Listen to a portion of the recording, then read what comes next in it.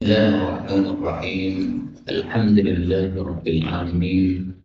اللهم صل وسلم وبارك على محمد وعلى ال محمد. اللهم انفعنا بما علمتنا وعلمنا ما ينفعنا وزدنا علما وبارك لنا في علمنا وارزقنا الاخلاص في القول والعمل والى وعلما نافعا لا ينسى وتوفيقا دائما وصحه ويقينا امين يا رب العالمين. Alhamdulillah kaum muslimin rahmatullah, kita lanjutkan pengajian kitab Ad-Durrul Bahiyah, kitab fikih karya ulama Yaman Syaukani yang wafat pada tahun 1250 rahimahullah taala. Kita sudah sampai pada kitab yang terakhir ya. Beliau membahas tentang al-jihad was-sayd. Kitab tentang jihad, perang melawan orang-orang kafir, dan tentang sair. Sair itu adalah perjalanan. Baik, beliau mengatakan al-jihadu, jihad itu adalah fardu kifayah. Hukumnya fardu kifayah. Maksudnya fardu kifayah adalah kalau sudah dilakukan oleh sebagian umat Islam dan sudah cukup, maka tidak wajib bagi yang lain. Dalilnya apa? Dalam Al-Quran Allah menyebutkan pada surah At-Taubah ayat yang ke-122. وَمَا كَانَ الْمُؤْمِنُونَ لِيَنْفِرُوا كَافَّةً فَلَوْلَا نَفَرَ مِنْ كُلِّ فِرْقَةٍ مِّنْهُمْ طَائِفَةٌ لِيَتَفَقَّهُوا فِي الدِّينِ وَلِيُنذِرُوا قَوْمَهُمْ إِذَا رَجَعُوا إِلَيْهِمْ لَعَلَّهُمْ يَحْذَرُونَ. Wa makana tidaklah pantas al-mu'minun orang-orang beriman liyangfiru berangkat perang kafat seluruhnya. Falula nafara hendaklah ada yang keluar min kulli firqatin dari setiap kelompok minhum di antara orang beriman. Ta'ifatul liyatafaqahu fiddin orang-orang yang mereka tafaqquh berusaha memahami ajaran agama ini. Jadi umat Islam sebagiannya jihad, sebagiannya thalabul ilm, cari ilmu supaya paham agama. Jangan semuanya perang, akhirnya tidak ada yang paham agama. Nah, ini dalil bahwa jihad adalah fardu kifayah. Beliau mengatakan ma'akul libarin, bersama setiap pemimpin yang baik wa fajirin maupun pemimpin yang pendosa. Jadi maksudnya, khalifah itu orangnya baik, orang saleh, atau orang yang suka mabuk-mabukan dan sebagainya, bukan urusan kita. Kalau dia mengajak jihad, maka wajib kita mengikuti perintah beliau sebagai Amirul Mukminin untuk berjihad. Dalam hadis yang dhaif disebutkan, tetapi meskipun dhaif ini maknanya sahih, sesuai dengan kesepakatan ulama Ahlus Sunnah wal Jamaah. Rasul Shallallahu Alaihi Wasallam bersabda, "Sallu khalfa kulli barrin wa fajir." Salatlah di belakang setiap pemimpin yang baik maupun yang tidak baik. Wa sallu ala kulli barrin wa fajir. Dan salatkanlah jenazah orang yang baik maupun orang yang fajir. Wajahidu ma'a kulli barrin wa fajir. Dan berjihadlah bersama pemimpin yang baik maupun pemimpin yang fajir. Fajir itu ahli dosa. Hadis riwayat Baihaqi, derajatnya dhaif. Tapi sekali lagi meskipun dhaif, ini sudah merupakan kesepakatan ulama Ahlus Sunnah wal Jamaah. Beliau mengatakan idza adzinal abawan, apabila diizinkan oleh dua orang tua. Jadi jihad itu perlu izin orang tua. Kalau orang tuanya muslim. Kalau orang tuanya kafir tidak perlu. Kenapa? Karena orang kafir pasti akan menghalangi anaknya dari melakukan jihad fi sabilillah. Tapi kalau orang tuanya muslim, maka harus izin dulu kepada orang tua. Kenapa? Karena birrul walidain ini hukumnya fardu ain. Sementara jihad ini adalah fardu kifayah. Nah, tidak mungkin fardu kifayah mengalahkan fardu ain. Maka harus minta izin kepada orang tua. Ada dalilnya dari hadis Nabi Shallallahu Alaihi Wasallam. Beliau mengatakan irji ila abawai, kamu pulang kepada kedua orang tuamu karena kamu berangkat jihad tanpa izin dan menyebabkan orang tuanya menangis. Fasta'dinhuma, maka mintalah izin kepada orang tua. Fa in adina lak, kalau keduanya mengizinkan kamu, fajahid, silahkan jihad. Wa illa fabirrahuma. Tapi kalau tidak diizinkan, maka silahkan birrul walidain. Hadis riwayat Abu Dawud, derajatnya sahih. Kemudian wahwa, dan jihad itu ma'a ikhlasin niyah, apabila disertai dengan niat yang ikhlas, yukaffirul khataya. Yukaffiru, ya, menghapus al khataya, dosa-dosa, illa dain. Akan tetapi hutang tidak terhapus, masih tetap ditanggung oleh dia. Watul tahakubihi, dan disamakan hukumnya dengan hutang ini hukukul adamiyin, semua hak-hak para manusia yang lain selain hutang. Jadi kalau ada orang berjihad, niatnya ikhlas, kemudian mati syahid, itu maksudnya, ya, maka dosanya semuanya dihapuskan oleh Allah Subhanahu wa taala. Kecuali dosa-dosa yang berkaitan dengan manusia. Nah, ini tidak bisa dihapuskan. Misalnya, dulu sebelum jihad dia pernah mencuri harta orang, belum dikembalikan harta curiannya. Ya, ini harta mencuri apa? Dosa mencurinya belum diampuni, seperti ini. Dalilnya apa? Dalilnya sabda Nabi Shallallahu Alaihi Wasallam. Beliau mengatakan, in qutilta fi sabilillah, kalau Anda terbunuh di medan jihad fi sabilillah, sabiran muhtasiban, dalam keadaan sabar mengharap pahala, muqbilan ghairu mudbir, kamu maju tidak lari ke belakang, kaffarallahu anka khatayaka, Allah hapuskan dosa-dosamu, illa dain, akan tetapi hutangmu belum terhapus, ya. Hutang masih tetap hutang. Jadi bukan berarti kalau mati syahid kemudian hutangnya lunas, tidak, ya. Kenapa? Hutang ini adalah hak manusia. Nah, maka Imam Syaukani mengatakan tadi, hukukul adamiyin, hak-hak manusia yang lain disamakan hukumnya dengan hutang. Meskipun Nabi hanya menyebutkan hutang. Maka dosa-dosa kepada manusia belum terhapus dengan sebab mati syahid tadi. Kemudian, wala yusta'anu bihi, tidak boleh dimintai tolong dalam jihad ini bil musyrikin, kepada orang-orang kafir, illa li darurah, kecuali kalau kondisinya darurat. Jadi Indonesia diserbu oleh orang kafir misalnya, maka tidak boleh umat Islam Indonesia minta bantuan kepada misalnya Amerika atau Inggris, ya, karena mereka orang-orang kafir. Kecuali kondisi darurat di mana tidak ada yang membantu selain orang-orang kafir, orang-orang Muslim tidak bisa memberikan bantuan misalnya, ya, darurat saja. Dalilnya apa? Sabda Nabi Shallallahu Alaihi Wasallam, ketika ada orang minta izin untuk ikut perang, padahal dia masih kafir, maka Nabi bersabda, irji, kamu pulang saja ke sana, nggak usah ikut perang. Falan asta'ina bi musyrik, aku tidak bakal minta tolong kepada orang musyrik, yaitu dalam masalah perang ini. Kalau masalah yang lain, minta tolong kepada orang kafir, silahkan. Masalah dunia maksudnya. Minta tolong dipijat oleh ahli pijat dan dia kafir, nggak ada masalah. Minta tolong diperiksa, padahal dokternya kafir, nggak ada masalah. Ini masalah-masalah dunia saja. Tapi jihad ini masalah agama, jangan minta tolong kepada orang kafir. Ya. Membangun masjid, jangan minta tolong kepada orang kafir. Nanti diuyui sama si kafir tadi ketika dia membuat masjid tersebut.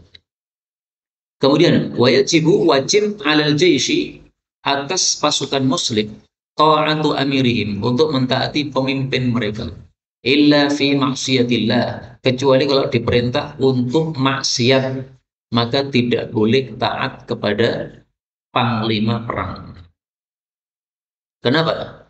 Karena ketaatan kepada manusia itu terikat dengan ketaatan kepada Allah. Rasul bersabda, la ta'ata li ahad, tidak boleh taat kepada siapapun, meskipun dia panglima perang, meskipun dia presiden, sama saja hukumnya. Fi maksiatillah, apabila memerintahkan sesuatu yang maksiat atau durhaka kepada Allah. Presiden suruhkan sesuatu yang melanggar aturan agama, tidak boleh taat. Innamat ta'at, tiada lain ketaatan itu fil ma'ruf, dalam hal-hal yang baik-baik saja. Hadis muttafaqun alaih. Kemudian wa'alihi, dan keharusan atas pemimpin perang, panglima perang, musyawaratuhum, untuk mengajak musyawarah para pasukan. Jadi jangan dia membuat keputusan pribadi tanpa musyawarah.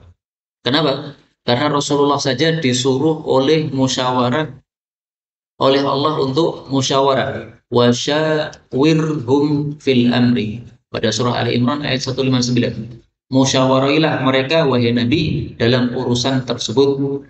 Yang dimaksud di sini adalah urusan perang, karena di sini Allah mengatakan fa idza azamta fatawakkal 'ala Allah. Ini berkaitan dengan masalah perang pada waktu sababun nuzul ayat ini. Kemudian warifqu bihim. Pemimpin hendaklah lembut terhadap pasukan. Jadi jangan membuat satu perintah yang membahayakan para pasukan. Misalnya melewati satu jalan yang di situ tidak ada airnya sama sekali, yang ditempuh dengan perjalanan 1 bulan. Nah, 1 bulan tanpa air minum ya pasti mati. Bahaya itu, nggak boleh. Kemudian yang ketiga, waqafuhum, wajib pemimpin untuk mencegah mereka anil haram, dari perbuatan-perbuatan yang haram. Jadi perang itu kan ada aturannya. Tidak boleh perang membunuh para wanita, tidak boleh membunuh para anak-anak, tidak boleh membunuh orang-orang yang tidak ikut campur perang. Mereka hanya fokus dalam gereja untuk ibadah taktil. Nah, itu contoh-contoh keharaman yang berkaitan dengan perang. Demikian juga keharaman dalam hal yang lain. Ya. Misalnya mau berangkat perang, mabuk-mabukan dulu supaya nanti jadi berani dalam perang. Nah, tidak boleh, harus dilarang. Kemudian wa yusra'u, dan disyariatkan lil imam, bagi pemimpin, idza arada ghuzwan, apabila dia menghendaki suatu peperangan. Pertama adalah ayyatu mahalahu. Dia menyembunyikan kondisi dia. Jadi jangan terang-terangan kita mau perang ke sana, ke arah sana. Jangan. Karena kalau terang-terangan nanti berita mudah bocor sehingga musuh bisa mengalahkan kita. Atau yuwarri, melakukan tauriyah bighairi ma yuridu, kepada sesuatu yang dia tidak kehendaki. Maksudnya apa? Tauriyah itu maksudnya pura-pura. Jadi misalnya menghendaki arah selatan, maka imamnya ini pura-pura tanya rute ke arah utara. Kita akan melakukan perang nih. Nah, kemudian dia tanya-tanya rute ke arah utara. Sehingga orang-orang mengira ini perangnya ke arah utara, padahal tujuannya ke arah selatan. Nah, itu namanya tauriyah. Dia tidak melakukan kebohongan sama sekali. Dia tidak mengatakan besok kita berangkat perang ke selatan atau ke utara. Tidak ngomong gitu. Tapi ternyata dia menanyakan arah utara atau arah selatan, padahal tujuannya arah yang lain. Itu namanya tauriyah. Dan ini sunnah Nabi SAW. Diriwayatkan oleh Abu Dawud, karena adalah Nabi SAW idza arada ghazwatan, apabila menghendaki satu peperangan, warra bi ghairiha, beliau melakukan tauriyah terhadap area yang lain. Misalnya perangnya di medan Uhud, beliau tanya-tanya masalah Badar. Nah, sehingga dikira oleh orang beliau akan melakukan peperangan di tanah Badar. Padahal tujuannya ke Uhud, misalnya begitu. Kemudian yang kedua, wa ayyuhkiya, hendaklah dia mengutus al-uyun, mata-mata. Yang ketiga, wa yastatli'a, mencari tahu al-akhbar, berita-berita tentang musuh. Nah, ini dilakukan oleh Nabi SAW pada peperangan-peperangan beliau. Misalnya pada perang Khandaq. Perang Khandaq ini pada tahun 5 Hijriah, di mana Rasulullah berada di Madinah, kemudian beliau dikepung oleh orang-orang kafir sehingga beliau membuat parit. Nah, beliau bertanya, "May yatini bi khabaril qaum?" Siapa yang mampu mendatangkan berita tentang orang-orang kafir? Maka yang mengangkat jari adalah Zubair. Zubair mengatakan, "Saya, ya Rasulullah." Maka Rasulullah bertanya lagi, siapa ini yang bisa menjadi mata-matai musuh? Maka Zubair angkat tangan lagi, saya. Sampai 3 kali Zubair mengatakan saya. Maka Zubair ini seorang sahabat Nabi yang sangat-sangat pemberani, sehingga Nabi bersabda, "Inna likulli nabiyyin hawariyan." Setiap Nabi memiliki hawari, yaitu penolong. Wa inna hawariya Zubair. Dan hawari saya adalah Zubair bin Awam, sahabat Nabi Sallallahu Alaihi Wasallam. Zubair itu siapa sih? Dia adalah menantunya Abu Bakar As-Siddiq. Ya.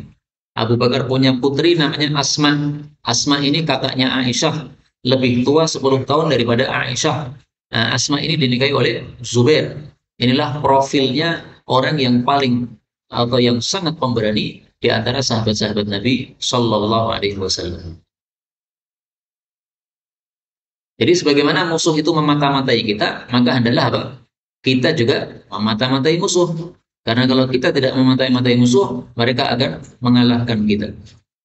Kemudian yang keempat, wa yurattibal juyush. Hendaklah dia mengatur para pasukan. Jadi diatur siapa yang di sayap kanan, siapa yang di sayap kiri, siapa yang di kepala, siapa yang di kaki, siapa yang di jantung. Ya. Perang itu kan ada 5 tempat posisinya itu. Yang depan disebut roksun, kepala. Yang samping disebut sayap kanan sama sayap kiri. Kemudian yang tengah disebut kolbun, jantungnya. Kemudian yang belakang disebut sakun, betisnya.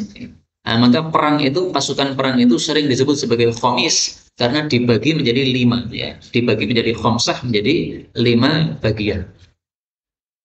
Kemudian yang kelima, wayattakhidar royat, hendaklah dia mengambil bendera-bendera perang, wal alwiyah, dan panji-panji perang. Lo apa bedanya bendera dengan panji? Kalau royat itu yang besarnya, kalau panji itu yang kecilnya. Nah, benderanya Nabi kayak apa? Kana rayatuhu bayda sauda. Karena adalah rayatuhu, bendera Nabi, bendera yang besarnya itu sauda, hitam. Waliwa'uhu, sementara panjinya yang kecil itu abyad, putih. Hadis riwayat Ibnu Majah sahih. Nah, di situ ada bendera yang gede, di situ juga ada panji atau bendera yang kecil. Nah, bendera kecil ini biasanya yang dibawa oleh panglima, menunjukkan tempatnya panglima di situ, sehingga itulah yang jadi sumber apa namanya pengaturan perang tersebut. Kemudian watajibu, dan wajib ad-da'wah, untuk berdakwah menyampaikan ajaran Islam qoblal qital, sebelum berperang, ila ihda thalathi khisalin, untuk mengajak memilih salah satu dari 3 perkara. Jadi ketika menyerang kampung musuh atau negara musuh, itu tidak langsung serang, tapi apa? Mereka ditawari dulu salah satu dari 3. Apa 3 itu? Beliau mengatakan imma, ada kalanya al-Islam, masuk Islam. Kalau mereka masuk Islam, mengucapkan syahadatain, tidak jadi perang, damai. Yang kedua, awil jizyah, atau mereka membayar jizyah, yaitu upeti.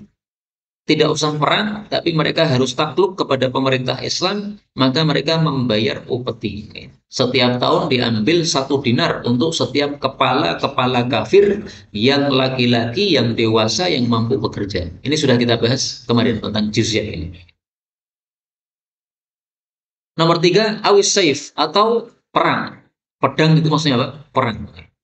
Jadi umat Islam ini melakukan perang sama sekali bukan karena haus darah, tapi tujuannya bagus, rahmatan lil alamin, merahmati seluruh alam, supaya semua manusia ini masuk surga. Maka yang pertama ditawarkan adalah tujuan utama, masuk Islam. Nah, kalau tidak masuk Islam, ya sudahlah, nggak ada masalah. Karena kalian memang juga punya kitab suci, Taurat atau Injil, tapi harus membayar jizyah. Jadi membayar jizyah ini bukan berarti mengakui kebenaran mereka, bukan ya. Mereka tetap kafir, tetap salah, tetap ahli neraka, tetapi karena mereka memang punya syubhat, yaitu memiliki kitab suci, ya dilonggarkan sehingga boleh untuk membayar jizyah. Maka jizyah ini khusus bagi yang punya kitab suci saja. Okay? Yang tidak punya kitab suci nggak ada jizyah. Yang tidak punya kitab suci ada kalanya Islam, ada kalanya perang. Cuma 2 kemungkinan. Maka misalnya Hindu, Buddha, dan sebagainya, nah itu tidak bisa memilih pilihan kedua ini. Pilihan kedua ini hanya yang punya kitab suci, dan yang dimaksud kitab suci itu kitab yang turun dari langit. Adapun kalau kitab buatan mereka sendiri, ya, seperti mungkin Hindu punya kitab, Buddha punya kitab, nah itu bukan kitab suci namanya, karena bukan dari langit. Nah, itu hanya kitab buatan mereka, itu tidak dianggap sebagai suatu kitab samawi atau kitab suci. Kemudian wayahrum, dan haram dalam perang itu qatlun nisa, membunuh para wanita. Kenapa? Wanita tidak ada kaitan dengan perang. wanita itu kaitannya dengan kasur dan sumur, gitu. Sehingga tidak ada kaitannya dengan perang sama sekali, dan juga dapur, gitu. Kasur, sumur, dapur. Nah, sehingga tidak ada kaitannya dengan senjata. Wal atfal, dan juga anak-anak kecil. Maksudnya anak kecilnya yang belum balik. Wasyuh, dan orang-orang tua renta yang tidak bisa ngangkat senjata, nggak bisa perang. Misalnya orang yang sudah 10 100 tahun usianya, kemudian dia sudah tuyuk-tuyuk, nah ini tidak mungkin ikut perang. Illa li darurah, kecuali kalau kondisinya darurat. Misalnya, ini pasukan kafir, supaya umat Islam tidak menyerang, maka anak-anak semuanya ditaruh di saf pertama. Nah ini kalau kita menyerang, pasti kita akan mengenai anak-anak karena ditaruh di saf yang pertama. Ini terpaksa, nggak ada masalah. Atau misalnya penyerangan malam hari namanya gelap gulita, nggak jelas mana anak kecil, mana orang dewasa. Begitu diserang, paginya ternyata yang terbunuh ada anak-anak, ada wanita. Ya, ini terpaksa karena tidak tampak, ya, tidak ada lampu zaman dulu. Nah, kalau sekarang sudah ada lampu, ya begitu terlihat ini wanita jangan dibunuh. Begitu terlihat ini anak kecil jangan dibunuh. Bagaimana kalau wanita maupun anak-anak ini ikut perang? Nah, kalau ikut perang, maka hukum mereka sama dengan orang-orang yang sudah dewasa, sehingga juga boleh dibunuh. Atau wanita ini nggak ikut perang, tetapi dia di balik layar, dia bagian di komputer, mengirim bom dan sebagainya. Nah, maka sama saja itu. Ya. Nah, dia mengatur taktik perang, meskipun tidak ikut dalam kancah perang secara langsung, secara fisik, tapi dia di balik layar ikut mengatur taktik perang, ini boleh untuk dibunuh. Kemudian yang haram juga al-muthlah. Muthlah itu mencincang atau mutilasi. Jadi musuh dipotongi bibirnya, dipotongi hidungnya, dipotongi telinganya, nggak boleh. Kalau mau bunuh ya bunuh dengan baik, dipenggal lehernya supaya segera mati. Yang ketiga wal ihraq binnar, tidak boleh membakar dengan api. Jadi menyerang orang kemudian setelah itu dibakar dengan api, tidak boleh. Karena membakar dengan api yang boleh hanyalah Allah Subhanahu wa taala. Rasulullah bersabda, la yanbaghi an yu'adziba bin-nar illa rabbun nar.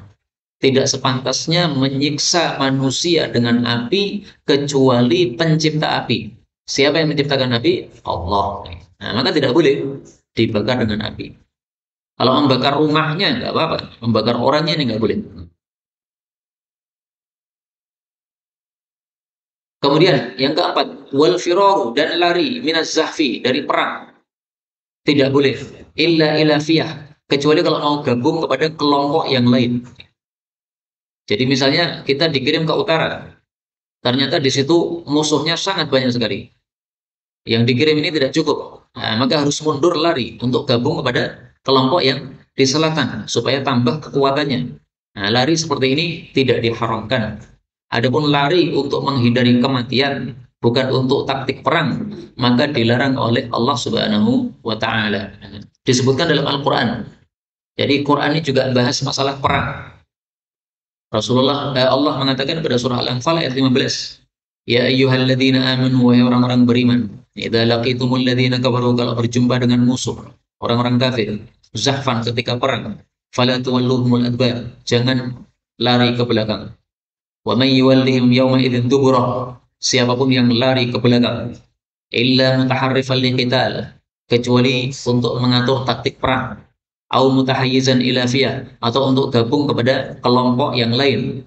Kalau tidak merupakan pengecualian ini, maka faqad ba'a bi ghadabin minallah, dia dimurkai Allah, wa ma'wahu jahannam, tempatnya neraka jahannam. Berarti ini termasuk dosa besar karena diancam masuk neraka jahannam.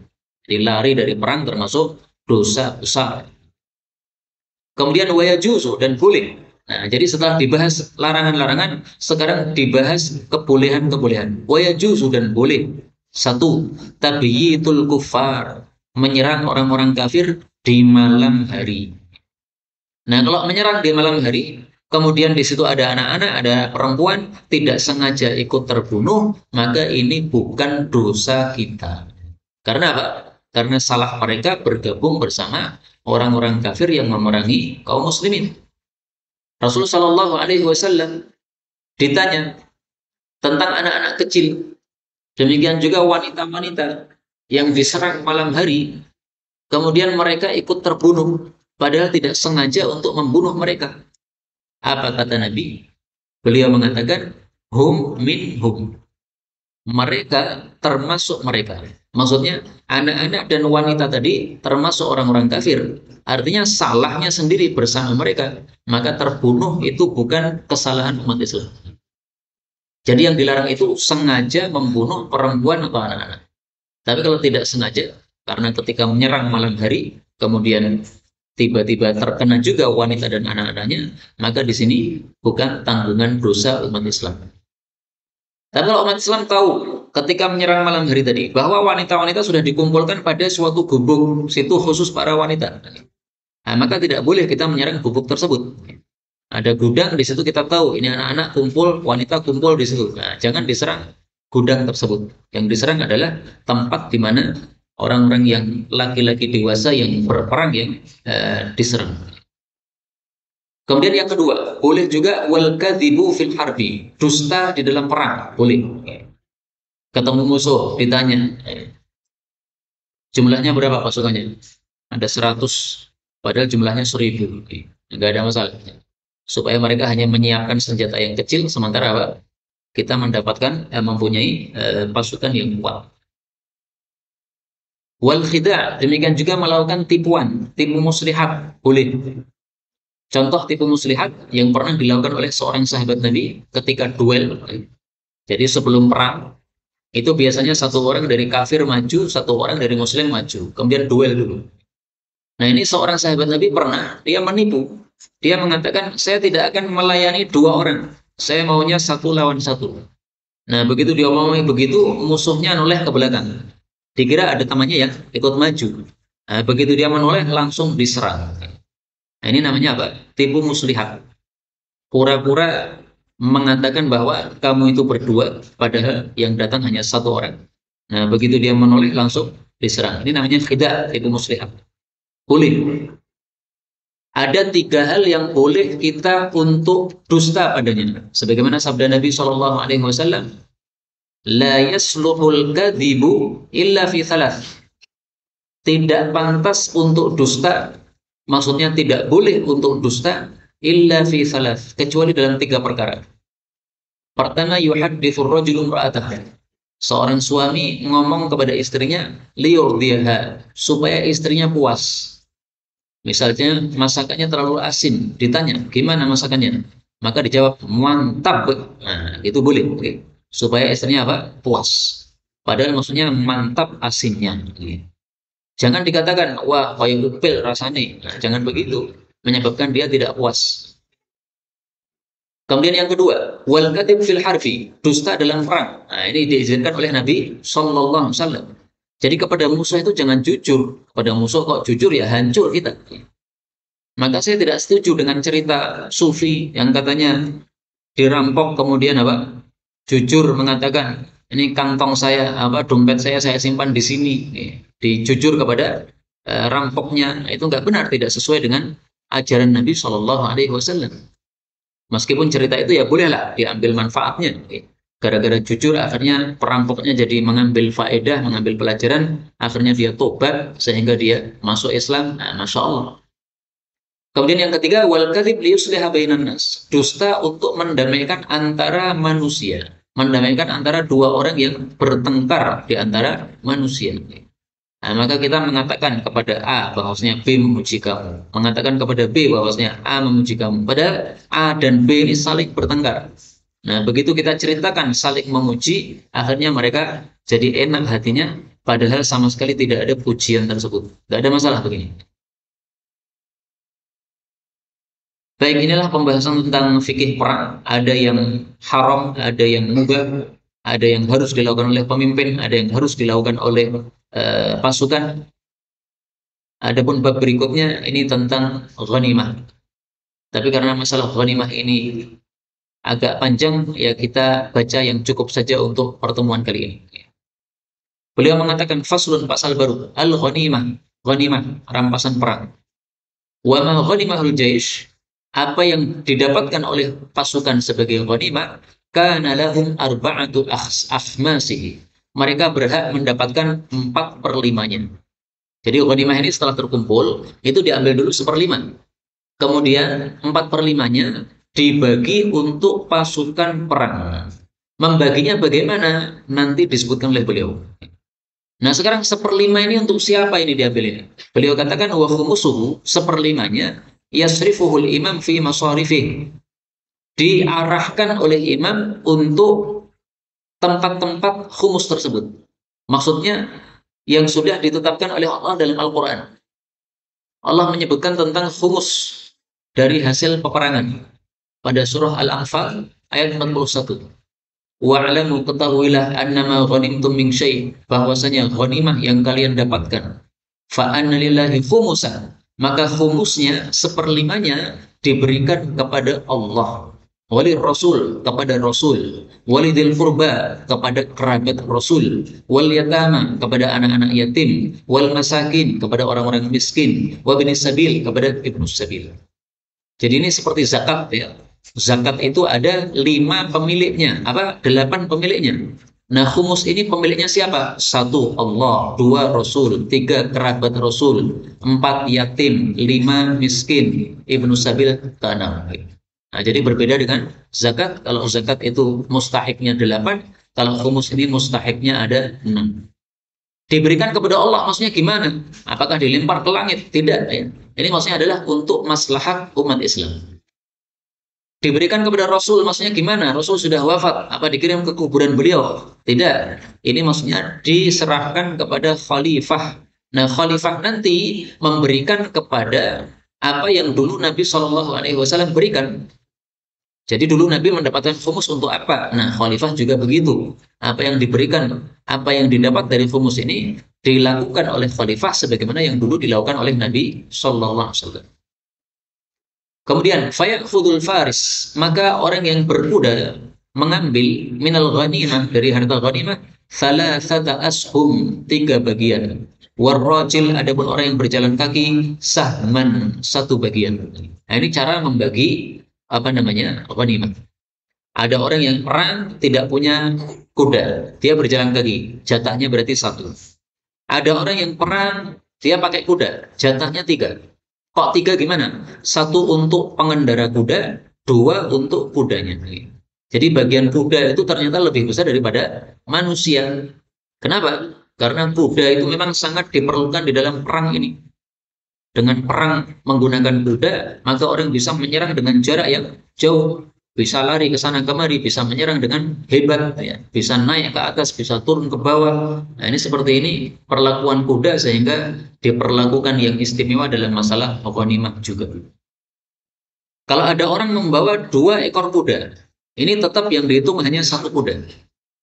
Kalau dia ingin 2 kudanya dihitung, caranya adalah 1 kudanya dia pakai, 1 kudanya dipinjamkan kepada temannya yang tidak punya kuda.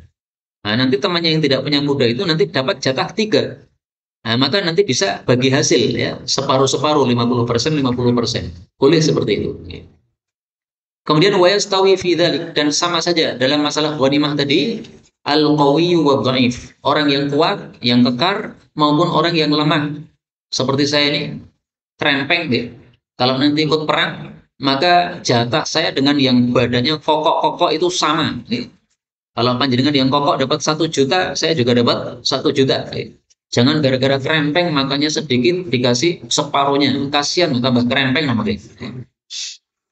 Kemudian yang kedua, waman qatala wa man lam yuqatil. Yang ikut perang maupun yang tidak ikut perang sama saja karena sudah 1 pasukan.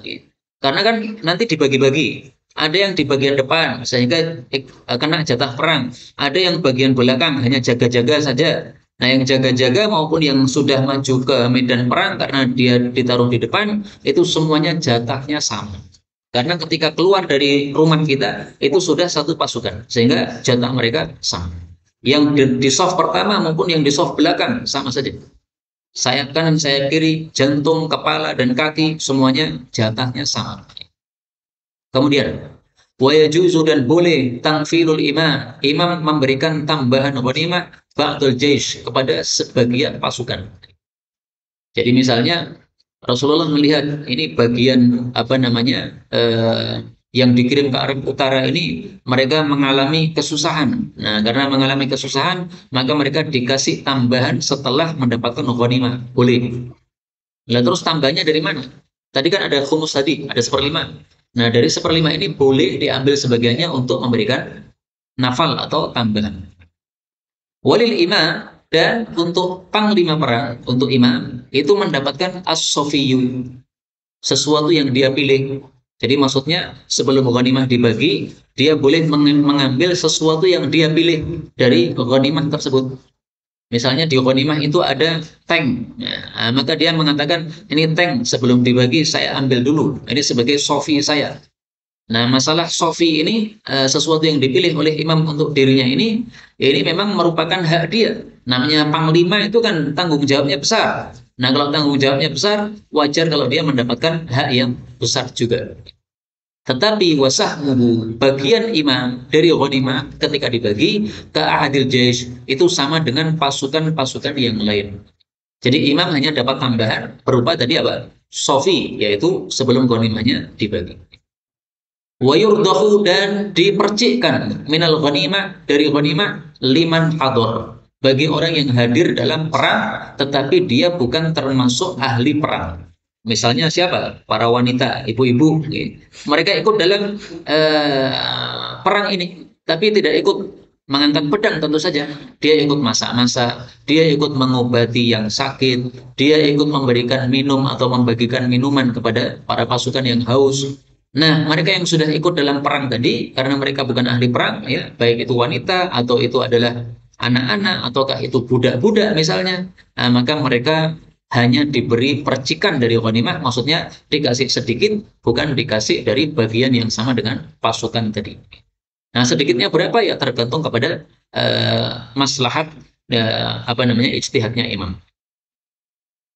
Kemudian wa yu'thirul mu'allafin, dan imam ini, pemimpin ini boleh memberikan lebih kepada orang-orang yang dilembutkan hatinya. In ra'a fi dzalika salahan, kalau dia melihat hal tersebut ada maslahatnya. Jadi tidak harus bagiannya betul-betul sama persis. Pernah suatu kali Nabi perang Hunain, ternyata orang-orang yang tokoh-tokoh yang baru saja masuk Islam itu dikasih bagian banyak-banyak. Ini ada dikasih 100 onta, ini ada dikasih 90 onta, ini ada dikasih 100 onta. Akhirnya yang dikasih 90 Mary. Loh, kenapa saya cuma dikasih 90? Yang lain-lainnya 100. Nah, kemudian akhirnya Nabi tambahi, digenapi 10 jadi 100. Khusus bagi tokoh-tokoh yang baru saja masuk Islam dari kalangan orang-orang kafir. Karena tokoh ini mereka baru saja masuk Islam, perlu dilembutkan hatinya supaya lebih tertarik kepada Islam, sehingga mereka diiming-imingin dengan apa? Tambahan ghanimah seperti ini. Inilah yang dapat kita baca pada pertemuan kali ini.